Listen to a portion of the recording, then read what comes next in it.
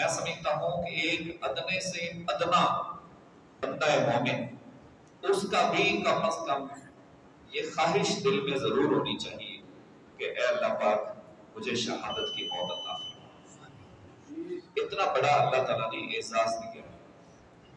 اللہ نے فرمایا وَلَا تَقُولُوا لِمَن يُقْتَلُ فِي سَبِيلِ اللَّهِ أَمْوَاتٌ، جو لوگ میری راہ میں مارے جائیں ان کو مردہ نہ کہو، ان کے بارے میں یہ نہ کہو کہ یہ مر گئے ہیں، یہ قتل ہو گئے ہیں، یہ ان کو مار دیا گیا ہے، نہیں، بلکہ ان کے بارے میں یہ گمان بھی نہ کرو مردہ، بل احیاء ولکن لا تشعرون، بلکہ وہ زندہ ہیں اور تم ان کی زندگی کا شعور نہیں رکھتے۔ حضور نبی اکرم شفیع امم صلی اللہ علیہ وسلم نے شہید کو اتنا بڑا اعزاز بخشا ہے۔ آپ صلی اللہ علیہ وسلم نے فرمایا کہ بروز محشر جب شہید کو بارگاہ خداوندی میں لایا جائے گا تو اللہ تبارک و تعالیٰ اس سے پوچھے گا کہ تمہاری کوئی خواہش ہے؟ اللہ تبارک و تعالیٰ پہلے تو اس کے لیے اپنا دیدار بے نقاب کر دے گا، براہ راست اللہ تبارک و تعالیٰ اس کو اپنے جلوے دکھائے گا۔ یہ سب سے بڑا اعزاز ہوگا شہید کے لیے۔ اور پھر اللہ تبارک، اب ظاہری بات ہے کہ جن کو جنت میں داخل کر دیا جائے گا تو یقیناً ایک ہم جیسا گناہگار بندہ اس کو جنت مل جائے تو اس کے لیے کتنی بڑی خوش بختی کی بات ہے۔ ساری زندگی کا مقصد حل ہو گیا، مقصد حیات کمپلیٹ ہو گیا، ایک بہت بڑی خوشی کی بات ہوگی، وہ خوشی سے بھولے نہیں سمائے گا۔ لیکن آپ یقین جانیے کہ شہید کی خواہش جنت بھی نہیں ہوگی، شہید جنت کی خواہش سے بھی دست بردار ہو جائے گا۔ اللہ جب اس کو پوچھے گا کہ تمہاری کوئی خواہش ہے تو اللہ تبارک و تعالیٰ کی بارگاہ میں عرض کرے گا کہ ہاں اے میرے پروردگار عالم۔ یہ صرف شہید ہی جواب دے گا اور کوئی نہیں دے گا۔ وہ عرض کرے گا کہ اے اللہ مجھے ایک بار پھر دنیا میں بھیج، بس تیرے نام پر اپنی جان قربان کر۔ ایسے ہی میدان جنگ میں اتروں، ایسے ہی دشمن کے سامنے سینہ سپر ہو جاؤں اور ایسے ہی دشمن کی آنکھ میں آنکھ ڈال کے بات کروں اور ایسے ہی دشمن کے ستم مجھ پر گرے اور وار مجھ پر چلے اور میں تیرے نام کے لیے لڑتا لڑتا اسی طرح پھر شہید ہو جاؤں۔ مجھے پھر بھیج دنیا میں، مجھے پھر بھیج دنیا میں، بس ایسے ہی مجھے دنیا میں بھیجتا رہے، میری گردن کٹتی رہے اور تیرے نام پر قربان ہوتا رہے۔ مولانا روم نے کیا خوب منظر کشی کی ہے، نہ شبد نصیب دشمن کے شبد ہلاک تیر، سرے دوستاں را سلامت کے تو خنجر آزمائی۔ کہتے ہیں کہ دشمنوں کو جو ہے وہ مرنے کی ضرورت ہی نہیں ہے، تمہارے دوستوں کے سر کس لیے، تمہارے دوستوں کے سر کس لیے ہیں؟ اے محبوب آپ کے دوستوں کے سر سلامت رہیں، بس آپ کے نام پر تلواریں چلتی رہیں اور آپ کے دوستوں کے سر کٹتے رہیں اور ہم قربان ہوتے رہیں۔ شبد نصیب دشمن کے شبد ہلاک تیر، سرے دوستاں را سلامت کے تو خنجر آزمائی۔ تو یہ شہید کی خواہش ہوگی، اللہ تبارک و تعالیٰ فرمائے گا بس وہ دار العمل تھا، یہ دار الجزا ہے، اب میری جنت ہی تیرا انتظار کر رہا ہے۔ اللہ تبارک و تعالیٰ خوبصورت جنتوں میں، باغات میں، وہ ابدی زندگی کے خالدین فیہا ابدا، ہمیشہ ہمیشہ رہنے والی زندگی اللہ تبارک و تعالیٰ شہید کو عطا فرما دے گا۔ شہید کا لفظ، شاہد کا لفظ، شہود کا لفظ گواہی کے معنی میں استعمال ہوتا ہے، اور یہ بھی آپ حدیث پاک سماعت فرما لیں کہ بروز محشر مختلف لوگوں کا حساب کتاب لیا جائے۔ حدیث پاک میں آتا ہے کہ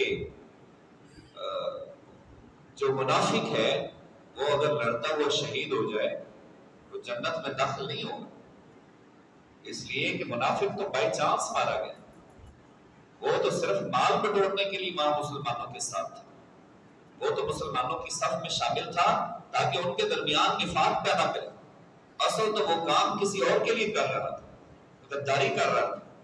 وہ اگر بائی چانس مارا جاتا ہے کفار کی طرف سے تو وہ شہید نہیں کہلائے گا اور نہ ہی وہ جنت میں داخل ہوگا۔ اور سید الشہداء امام علی مقام امام حسین علیہ السلام کی شہادت کا مرتبہ اور مقام بھی میں آپ کے سامنے بیان کرتا ہوں. لیکن یہ بھی آپ بات یاد رکھ لیں کہ جنہوں نے آپ کو مٹانے کی کوشش کی اور خدا کے دین کو مٹانے کی کوشش کی، اللہ تبارک و تعالیٰ نے قیامت تک کے لیے ان کے نام کو عبرت بنا دیا. اور نہ صرف عبرت بنا دیا، دنیا میں بھی ان کو ذلیل و خوار اور رسوا کر دیا. اور امام علی مقام امام حسین کی حقانیت کی کتنی بڑی دلیل ہے. کچھ لوگ غلط فہمی کا شکار ہو جاتے ہیں، پتہ نہیں وہ کہاں سے اسلام کو پڑھنا شروع کرتے ہیں، مجھے تو ان کی سمجھ نہیں آتی. قرآن پاک میں دو لوگ اللہ نے فرمایا ہے، ان الذین یؤذون اللہ ورسولہ، وہ لوگ جو اللہ اور اس کے رسول کو تکلیف پہنچاتے ہیں، لعنہم اللہ فی الدنیا والآخرہ، اللہ نے دنیا اور آخرت میں لعنت ان کا مقدر کر دی جو اللہ اور اس کے رسول کو تکلیف پہنچاتے ہیں. اور وہ حسین جو ساری زندگی وہ رسول اللہ صلی اللہ علیہ وسلم کی گود میں کھیلتے رہے، کتنا پیار کرتے تھے آپ صلی اللہ علیہ وسلم، اور ان کو تکلیف دینا اور آل رسول کا اس طرح قتل عام کرنا، کیا یہ رسول کو تکلیف پہنچانا نہیں ہے؟ تو اللہ نے دنیا اور آخرت دونوں میں لعنت ان کا مقدر کر دی. اور اس میں کبھی شک بھی نہیں کرنا. جنہ شک کتا گمراہ ہوئے وچ الضالین سارے. تو یہ بہت بڑی گمراہی ہے اس کے بارے میں شک کرنا، بلکہ اس بارے میں یقین رکھنا چاہیے کہ وہ کافر ہیں اور پکے جہنمی. اور اس میں کوئی شک و شبہ کی گنجائش نہیں. ترمذی شریف کی حدیث مبارکہ ہے کہ جب ابن زیاد کے سامنے حضرت امام علی مقام کے سر اقدس کو رکھا گیا، وہ بدتمیزی کر رہا تھا، وہ بار بار آپ کے سر اقدس کو چھیڑ رہا تھا. حضرت انس سے ابھی موجود تھے، انہوں نے کہا کہ کچھ شرم اور حیا کا ہے، جہاں پر تو چھڑی چلا رہا ہے یہ وہ ہونٹ ہیں جن کو رسول اللہ صلی اللہ علیہ وسلم بوسہ دیا کرتے تھے، اور آپ صلی اللہ علیہ وسلم اس چہرے کو بار بار سونگا کرتے تھے. تو انسانیت کے درجے سے اس قدر نکل گیا، تیری دولت، تیرا تکبر، تیرا یہ عہدہ، اس نے تجھے اس طرح مغرور کر دیا، اپنی طاقت کا ناجائز فائدہ اٹھا رہے ہو، کچھ شرم اور حیا کرو. لیکن وہ باز نہیں آیا اور اس نے تان و تشریح کیا.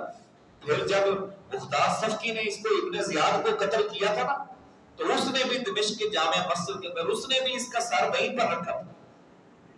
اور یہ ترمذی شریف کی حدیث بات ہے، یہ ابھی جو میں آپ کے سامنے پیش کر رہا ہوں، اور یہ حدیث حسن ہے اپنی سند کے اعتبار سے. تو وہاں پر لوگوں نے دیکھا، جب میں غفیر تھا لوگوں کا، جب اس کا سارے ابن زیاد کا وہاں پر لایا گیا، مختار صفکی نے قتل کیا اس کو، تو وہاں پر لوگوں نے کہا کہ اچانک ایک سانپ آیا اور لوگوں نے شور مچایا، وہ آیا، لیکن وہ اتنی سپیڈ کے ساتھ تھا کہ اچانک اس کو کوئی روک بھی نہیں سکا، اور وہ آ کر اس کے نچنے میں داخل ہو گیا اور اس کا بھیجا کھایا اس نے، اور وہاں سے تھوڑی دیر بعد باہر چلا گیا. پھر وہ دوسری مرتبہ سانپ آیا، نمودار ہوا، اور اسی طرح اس نے اس کے نچنے میں داخل ہوا اور اس کا بھیجا کھایا اور چلا گیا. تو 3 مرتبہ اسی طرح لوگوں نے یہ منظر دیکھا. تو جس نے رسول اللہ صلی اللہ علیہ وسلم کے دین کے ساتھ غداری کی، جس نے آپ صلی اللہ علیہ وسلم کی آل اولاد کو تکلیف دی، آپ کیا اس کے بارے میں خیال کرتے ہیں کہ وہ لوگ کوئی کل حضور صلی اللہ علیہ وسلم کی شفاعت کے مستحق ہوں گے یا وہ جنت میں چلے جائیں گے؟ نہیں، یہ تصور باطل ہے، اس کو اپنے وہم و گمان سے بھی نکال دیا. یہ ترمذی شریف کی حدیث مبارکہ سامنے.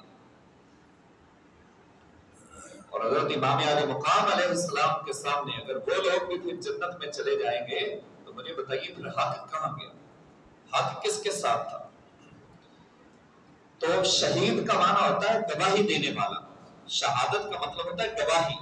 شہید کا لفظ، شاہد کا لفظ، شہود اور شہادت کا لفظ گواہی کے معنی میں استعمال ہوتا ہے. اور جو گواہی ہوتی ہے، مجھے بتائیے وہ کس چیز کی گواہی ہوتی ہے؟ کہ جس نے کوئی واقعہ اپنی آنکھوں سے دیکھا ہو، اپنے کانوں سے سنا ہو، اور اس کو وہ آگے بیان کرے اور کہے کہ جناب میں اس بات پر گواہ ہوں، میں نے یہ سب کچھ اپنی آنکھوں سے دیکھا، اپنے کانوں سے سنا، تو یہ گواہی ہے. اب وہ بے شک سر کی آنکھوں سے دیکھے، کچھ لوگ، ہم لوگ سر کی آنکھوں سے دیکھتے ہیں، اس لیے ہماری گواہی جو ہے وہ قابل قبول ہوتی ہے. موقع پر موجود ہے بندہ، جی موجود ہے، آنکھوں سے دیکھا ہے، جی آنکھوں سے دیکھا ہے، کانوں سنا ہے، جی کانوں سے سنا ہے. اچھا یہ بندہ جو ہے گواہ کے طور پر آ جائے، یہ شہید کہلائے گا، یہ شاہد کہلائے گا، اس لیے کہ اس نے دیکھا ہے. لیکن ایک گواہی وہ بھی ہوتی ہے کہ جو سر کی آنکھوں سے تو معاملہ نہیں دیکھا ہوتا لیکن دل کی آنکھوں سے ضرور دیکھا ہوتا، دل کی آنکھوں سے ضرور دیکھا ہوتا، تو اس لیے اس کو گواہی کہا جاتا ہے۔ اب قرآن پاک میں اس لفظ کے ارتقاء کو بیان کیا گیا، اللہ نے فرمایا وَاسْتَشْهِدُوا شَهِيدَيْنِ مِن رِجَالِكُمْ، جب تم آپس میں لین دین کرو، کوئی معاملہ طے کرو، یہ جو ہم اسٹامپ کرتے ہیں ریٹن، تو یہ اسٹامپ اصل میں قرآن میں اس کے الفاظ موجود ہیں، جب بھی کوئی تم آپس میں معاملہ طے کرو تو وہاں پر 2 گواہ لے آؤ، اور دونوں وَاسْتَشْهِدُوا شَهِيدَيْنِ، 2 گواہ لے آؤ مِن رِجَالِكُمْ، مرد ہونے چاہیے یا ایک مرد اور ایک عورت ہونی چاہیے۔ صرف عورتوں کی گواہی قابل قبول نہیں ہوتی، صرف عورت کی گواہی قابل قبول نہیں ہوتی، ایک مرد کا ساتھ ہونا ضروری، ایک مرد یا ایک عورت ہو یا 2 مرد ہو۔ تو یہاں پر لفظ پر غور کیجئے، وَاسْتَشْهِدُوا شَهِيدَيْنِ، 2 گواہ لے کر آؤ جو لکھنے والوں کی، آپس میں معاملہ طے کرنے والوں کی گواہی دیں، اس پر گواہ کے طور پر موجود رہیں کہ بھائی انہوں نے یہ اسٹامپ کیا تھا۔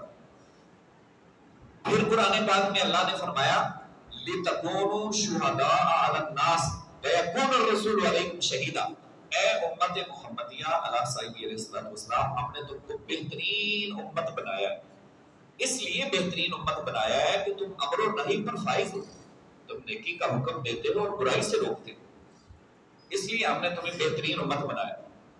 اور اگر نیکی کا حکم نہیں دینا، برائی سے نہیں روکنا، تو پھر کوئی بھی عمل قابل قبول نہیں۔ یہ بھی بات یاد رکھنا، قیامت کے دن سب سے پہلے جس کا حساب کتاب ہوگا نا، حدیث پاک میں آتا ہے، سب سے پہلے جس کا حساب کتاب ہوگا وہ اہل علم سب سے پہلے لائے جائیں، جن کا فریضہ مدافعت ہے، جن کو اللہ تبارک و تعالیٰ نے علم عطا فرمایا۔ اور علم، اہل علم کی جب بات آتی ہے، جب عالم کی بات آتی ہے، تو ہمارے ذہن میں ایک اختراع پیدا ہو جاتا ہے۔ ہم یہ سمجھتے ہیں کہ اس سے صرف جو ہے، جو منبر پہ بیٹھ گیا، جو مولوی بن گیا، ہم جو تقریر کرنا سیکھ گیا، ہم صرف اس کو عالم سمجھتے ہیں۔ یہ بھی ایک میرے نزدیک رانگ کانسیپٹ ہے، ہو سکتا ہے کہ میں غلط ہوں۔ میں یہ سمجھتا ہوں کہ جس کو اللہ تبارک و تعالیٰ نے علم عطا فرمایا ہے وہ صاحب علم ہے، وہ عالم ہے، وہ زید ہے، وہ عمر ہے، وہ بکر ہے۔ اب اللہ نے اس کو علم عطا فرمایا، اللہ نے اس کو شعور اور آگاہی عطا فرمائی، اس کو چاہیے کہ وہ اپنے علم کے ذریعے خود اپنی بھی اصلاح کرے اور لوگوں کی بھی اصلاح کرے، اپنی فیملی کی اصلاح کرے، اپنے معاشرے کی اصلاح کا کام کرے، تبلیغ کرے لوگوں کو، اور جو ہے وہ اللہ کے راستے میں کام کرے، محنت کرے۔ اس کا علم صرف جو ہے وہ ڈگری لے کر نوکری کرنے کے لیے نہیں ہے۔ اللہ فرمائے گا میں نے تجھے علم جو ہے وہ غلامی کے لیے نہیں دیا۔ سب سے پہلا سوال قیامت کے دن وہ اہل علم لوگوں سے ہوگا کہ بتاؤ میں نے تمہیں علم دیا تھا، تو نے اپنے علم کو کہاں کہاں استعمال کیا؟ تو نے اپنے نعرے لگوانے کے لیے اپنے علم کو استعمال کیا؟ تو نے صرف لوگوں کی غلامی کرنے کے لیے، چند ٹکے کمانے کے لیے تو نے اپنے علم کو استعمال کرتا؟ تجھے میں نے علم کی دولت دی تھی، تجھے میں نے اتنا انٹلیکچوئل بنایا تھا، اور تو نے اپنی ساری توانائیاں وہ لوگوں کے لیے ضائع کر دی۔ جی باس، جی باس، جی باس کہتے کہتے تمہاری زبان نہیں تھکتی تھی، اور صرف دنیاوی پروٹوکول کے لیے تو یہ سارے کام کرتا رہا۔ میرے لیے تو نے کیا کیا ہے؟ ذہن تو تجھے میں نے دیا تھا، علم تو تجھے میں نے عطا کیا تھا۔ ٹھیک ہے کہ تو نے اپنی دنیا کمائی، تو نے اپنا رزق کمایا، میری رضا کی خاطر، خوش روٹی کی خاطر تو نے کیا کارنامہ سر انجام دیا بتاؤ؟ نعرے لگوانا چاہتا تھا وہ تجھے لگ گئے، پیسے کمانا چاہتا تھا وہ تجھے مل گئے، دولت اکٹھی کرنا چاہتا تھا وہ تجھے مل گئی، بتا میرے لیے کیا کیا؟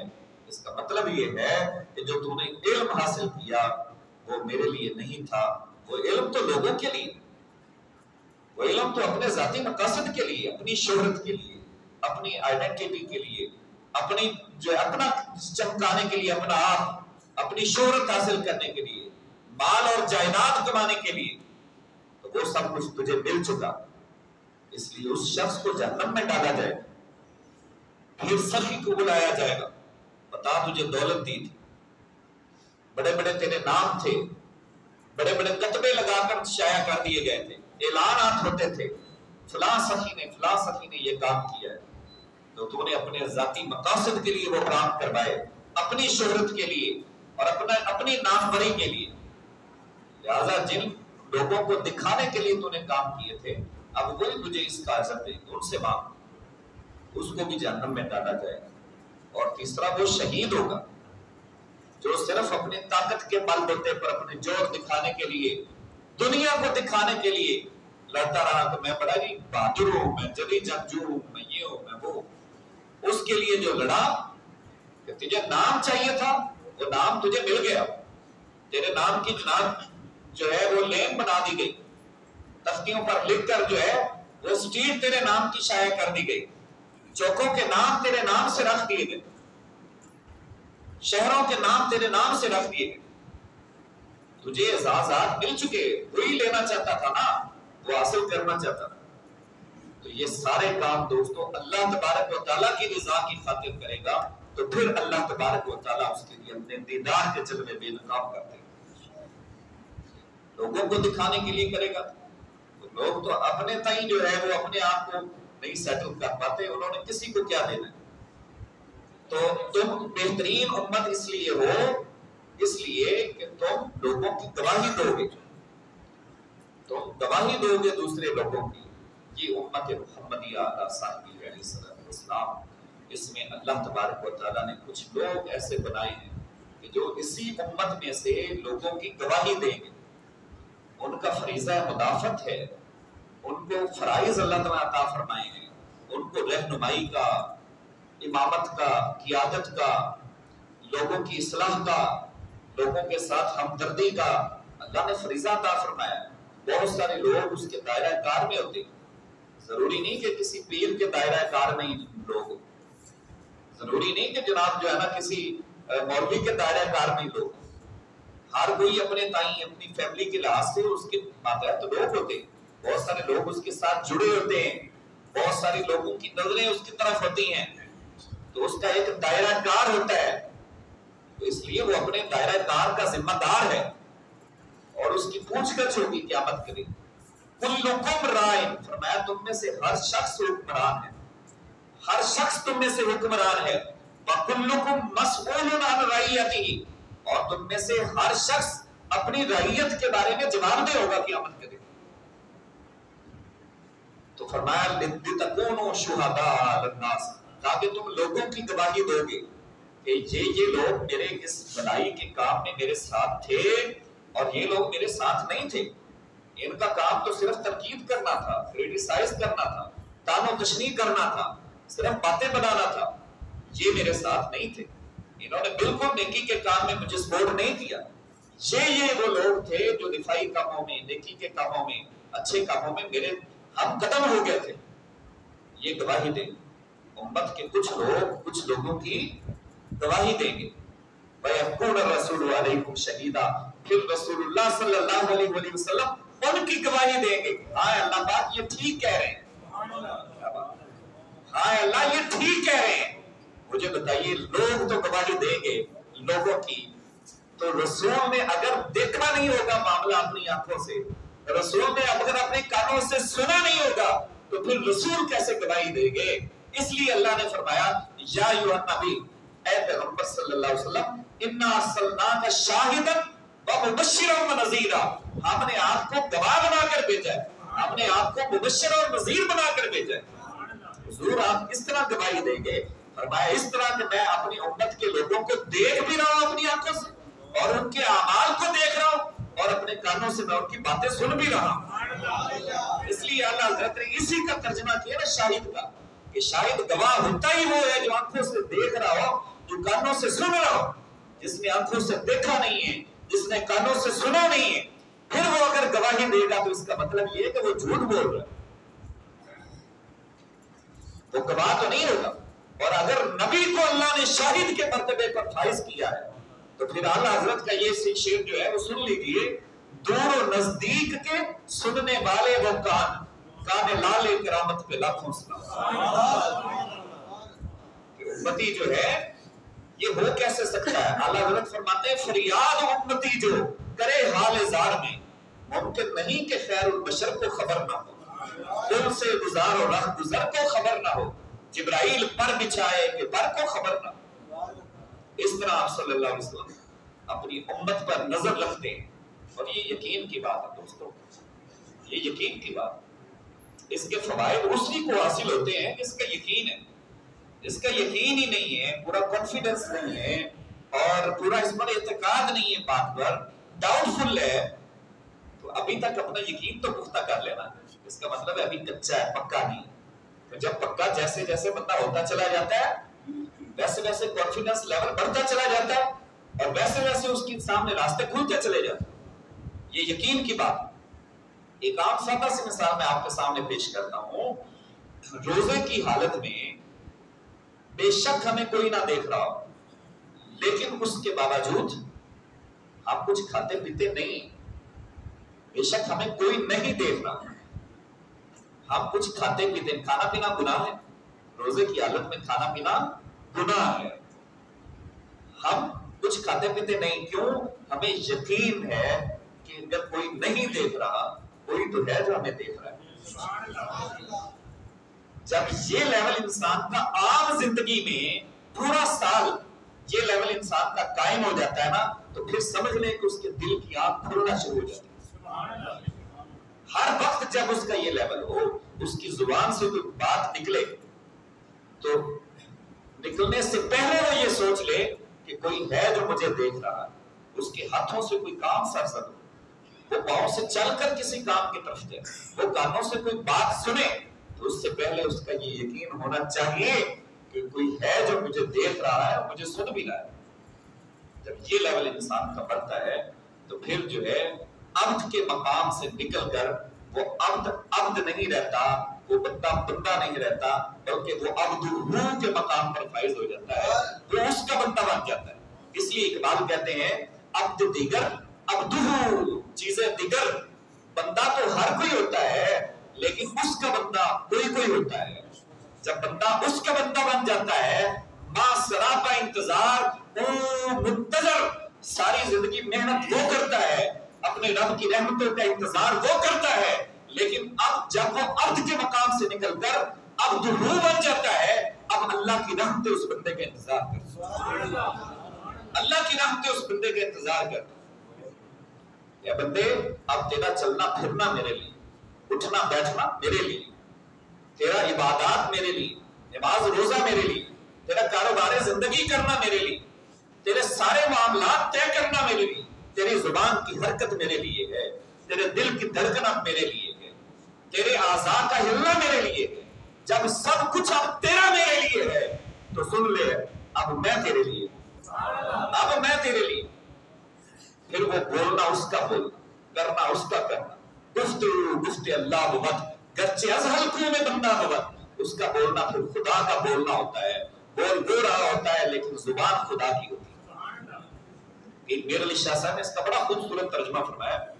उन्होंने तो आप सल्लल्लाहु अलैहि वसल्लम की शान में ये शेर लिखा ना, ओदा रुतबा ना कोई तो ले, वमा यंतिकु अनिल हवा इन हुवा इल्ला वहयु युहा।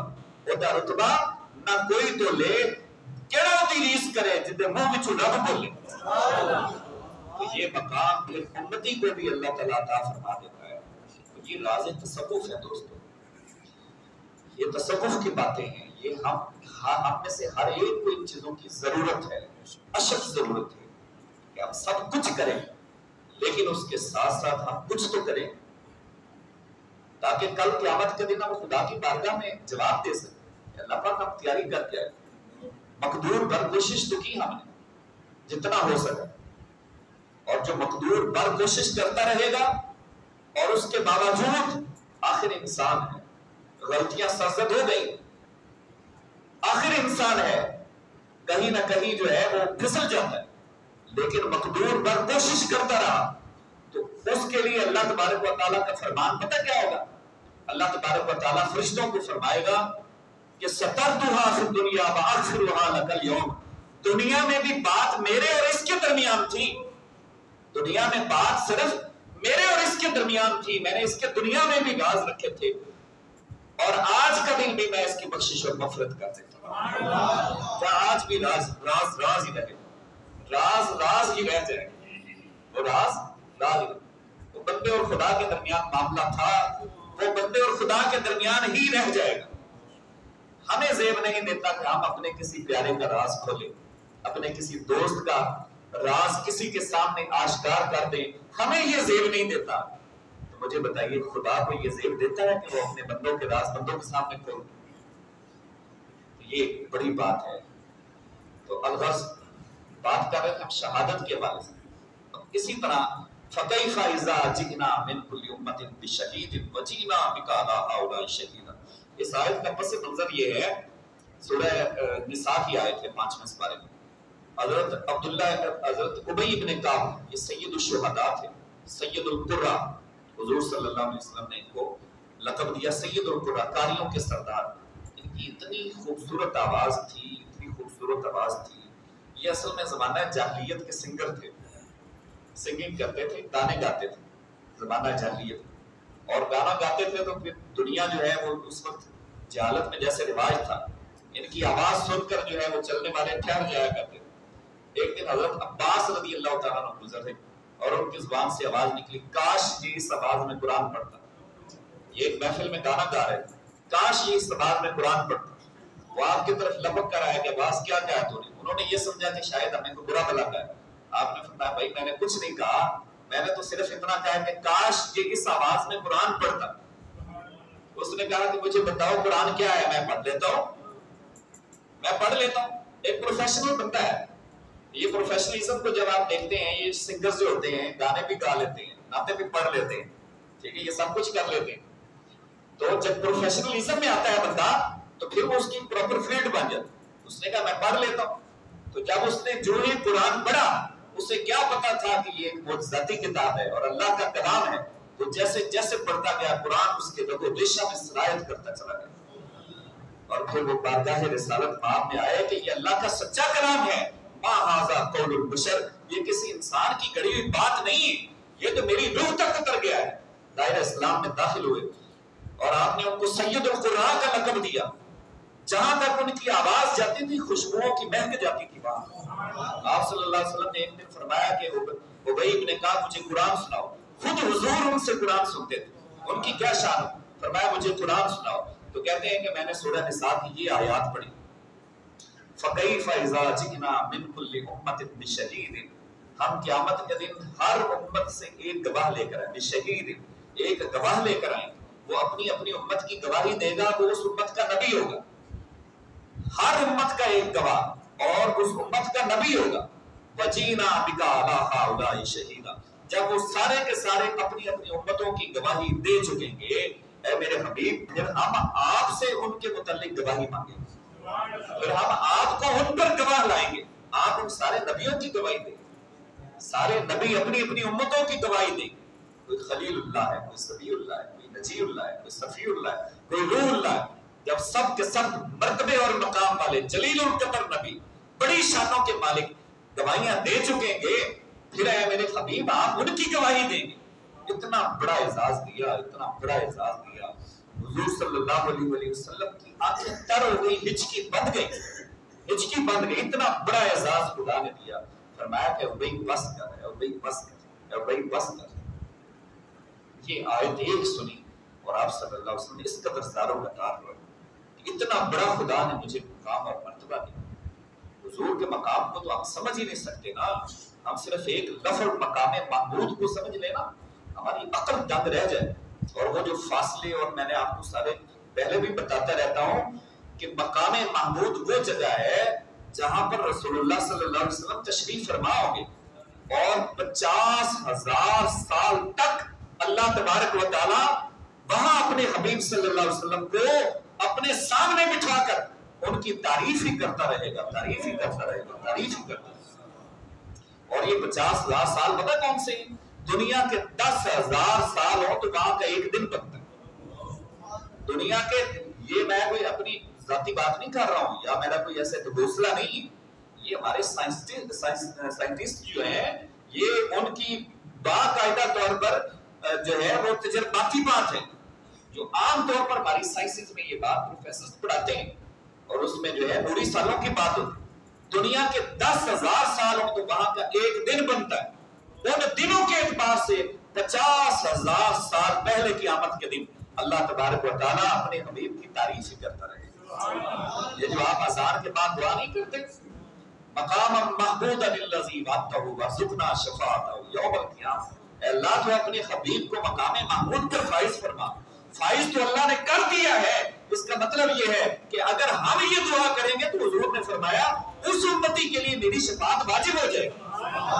تو اذان کے بعد یہ دعا کریں تو الغرض شہید کی شہادت کو اتنا بڑا مقام دیا گیا، اتنا رتبہ دیا گیا، اس لیے کہ وہ کسی چیز کی گواہی دیتا ہے۔ دوستو آخر اس نے کسی چیز کو تو دیکھا ہے نا، اس نے کسی چیز کو تو سنا ہے جس کی وہ گواہی دے رہا ہے، اس کو گواہی پر اتنا تو یقین تھا کہ جس کی خاطر اپنی جان قربان کر دی اس نے۔ اس لیے پھر آپ صلی اللہ علیہ وسلم نے فرمایا کہ اس کے خون کا قطرہ زمین پر بعد میں گرتا ہے، اس کی بخشش اور مغفرت بے حساب اللہ تعالیٰ پہلے فرما دے۔ ایک عام شہید کا مقام ہے تو پھر سید الشہداء کا مقام کیا ہوگا، جنہوں نے نہ صرف اپنی گردن کٹوا دی بلکہ دشمن کے سامنے للکارتے ہوئے اپنی گردن جو ہے وہ آپ نے اپنا سر نیزے کی نوک پہ چڑھوا کر جو شہید ہوا ہے اس کا مرتبہ اور مقام کیا ہوگا۔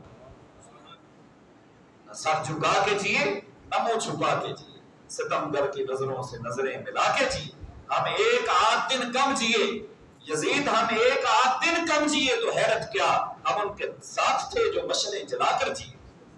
اور فیض احمد فیض کا لہجہ دیکھیے، جو رکے تو کوہ گراں تھے ہم، جو رکے تو کوہ گراں تھے ہم، جو چلے تو جاں سے گزر گئے، رہے یار ہم نے قدم قدم تجھے یادگار بنا دیا۔ قیامت تک کے لیے حسین کا لوگ نام لیتے ہیں، رہے یار جو رکے تو کوہ گراں تھے ہم، جو چلے تو جاں سے گزر گئے، رہے یار ہم نے قدم قدم تجھے یادگار بنا دیا۔ نہ یزید کا وہ ستم نہ رہا نہ زیاد کی وہ تلخیاں، جو رہا تو نام حسین کا جسے زندہ رکھتی ہے کربلا۔ اللہ پاک ان کے مرتبے مقام بلند فرمائے اور ہمیں ان کے قدموں کی خیرات عطا فرمائے۔